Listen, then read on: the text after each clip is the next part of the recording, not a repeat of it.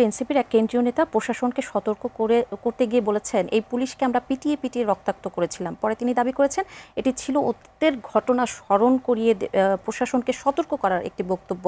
এই ধরনের উস্কানিমূলক কথা যদি আমি বলি, এগুলো হলে কি লং মার্চের সংখ্যাটা আবার না? এই ধরনের বক্তব্যকে আমরা পার্টি হিসেবে একেবারেই সমর্থন করি না। আমি দেখব এটা কে করেছেন, তার বিরুদ্ধে প্রয়োজনে তদন্ত করে সাংগঠনিক ব্যবস্থা গ্রহণ করা হবে। আমাদের জায়গা থেকে জুলাই গণঅভ্যুত্থানে যেটা হয়েছে, অনেকেই এই উদাহরণটা দিতে গিয়ে ভুল শব্দ ব্যবহার করে থাকেন। এটা জনগণের রেজিস্ট্যান্স। আপনি যখন নিরস্ত্র জনগণকে মারবেন, গুলি করবেন, তখন তো সে বসে থাকবে না। এবং এটা আমার ধর্মেও বলে যে আপনার জীবন বাঁচানোটা তো ফরজ। এবং এই জনগণের রেজিস্ট্যান্স বাংলাদেশে এর আগেও হয়েছে, এটা প্রথমবার হয় নাই। মুক্তিযুদ্ধের সময় হয়েছে, 90-এর গণঅভ্যুত্থানে হয়েছে, 69-এর গণঅভ্যুত্থানে আমরা দেখেছি। এবং 2000 এই খুব রিসেন্ট 11 সরকারের সময় কিন্তু আমরা প্রতিরোধে দেখেছি।